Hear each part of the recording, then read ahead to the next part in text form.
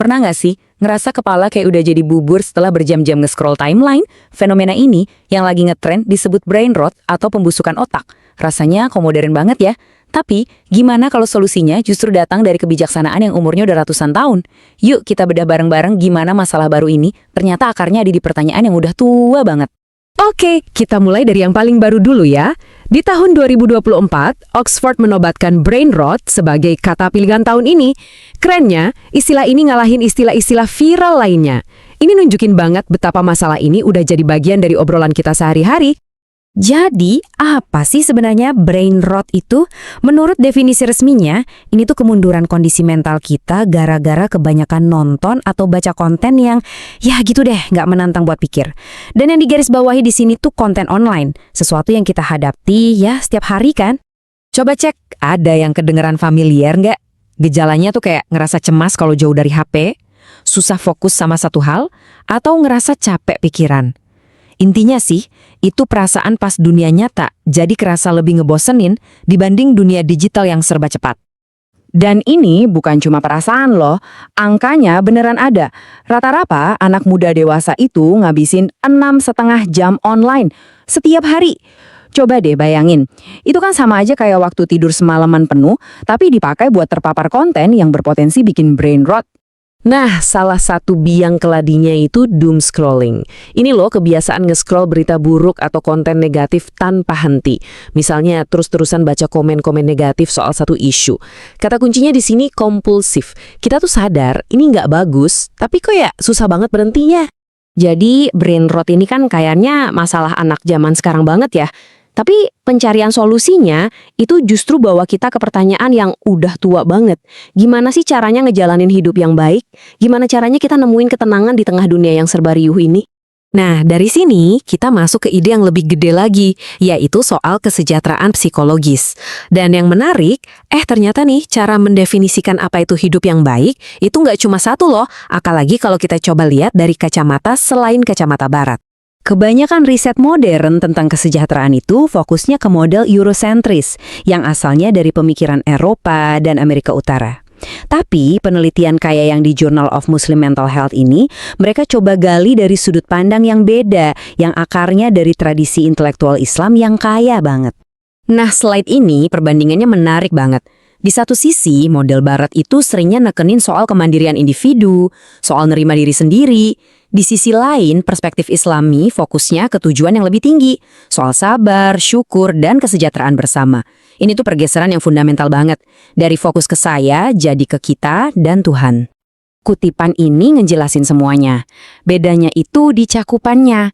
Jadi, ini bukan cuma soal ngerasa senang pas ngopi pagi ini, tapi tentang gimana caranya kopi pagi ini nyambung ke tujuan hidup kita yang lebih besar. Ini pergeseran dari kebahagiaan yang cuma sesaat ke kesejahteraan yang abadi. Terus prakteknya gimana dong? Yuk kita dalamin satu model spesifik dari para cendekiawan Islam klasik. Kayak Al-Balqi dari abad ke-9, jauh sebelum ada internet, sebagai kerangka buat ngejalanin hidup yang lebih bermakna. Pondasi dari model ini adalah konsep tauhid atau keesaan Tuhan. Gini deh, di tengah lautan notifikasi dan gangguan digital yang narik perhatian kita ke 1000 arah, tauhid ini nawarin satu titik fokus. Jadi kayak jangkar yang nahan kita di tengah badai informasi, ngasih ketenangan dan arah. Filosofinya keren, tapi gimana cara pakainya? Nah, enaknya kerangka ini nggak cuma teori loh, tapi dipecah jadi 3 langkah praktis yang bisa kita mulai dari hari ini. Kita lihat yuk prosesnya. Prosesnya simple tapi dalam banget. Pertama, kita cari pengetahuan tentang diri sendiri, apa kelebihan dan kekurangan kita. Terus, kita bentuk niat yang tulus buat berubah. Terakhir ya, kita ubah niat itu jadi tindakan yang konsisten. Soalnya, kita semua tahu kan, pengetahuan tanpa tindakan itu ya cuma informasi yang nggak kepakai aja. Dan disinilah uniknya, langkah pertama itu mulainya bukan dengan fokus ke yang bagus-bagus, tapi justru dengan memahami kelemahan kita. Ini soal kesadaran diri yang radikal. Berani ngaca dan ngakuin di mana kita perlu berbenah, tanpa ngejudge diri sendiri. Kita ambil contoh nyata ya, agresi. Imam Al-Birgifi ngegambarin ini bukan sebagai kekuatan, tapi sebagai respons yang ujung-ujungnya malah ngerugiin diri sendiri. Contohnya, gampang banget. Emosi pas baca komen di medsos. Rasa keselnya itu seringkali lebih ngerusak hari kita sendiri daripada orang yang nulis komen itu. Tentu aja, setiap racun pasti ada penawarnya. Setelah kita berani lihat sisi gelap, langkah selanjutnya adalah menumbuhkan kebaikan. Jadi, buat setiap sifat buruk ada satu keutamaan yang bisa kita tanam sebagai gantinya. Nah, ini dia penawar buat agresi. Kesabaran. Tapi ini bukan sabar yang pasif, yang diem aja nahan marah loh. Ini tuh tindakan aktif untuk selalu berprasangka baik ke orang lain, bahkan pas lagi susah. Coba bayangin deh, betapa bedanya timeline media sosial kita kalau kita semua coba nerapin prinsip ini. Oke, sekarang kita sambungin semuanya ya.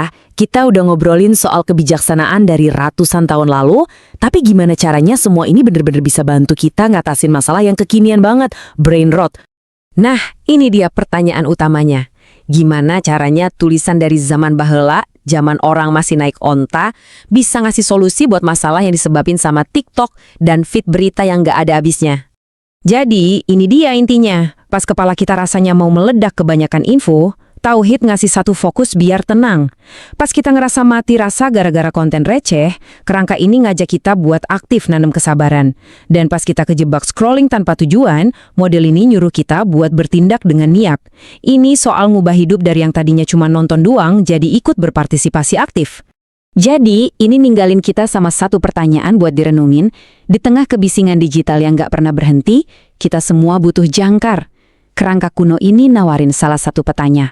Pertanyaannya buat kamu adalah, di tengah badai informasi ini, jangkar kamu itu apa?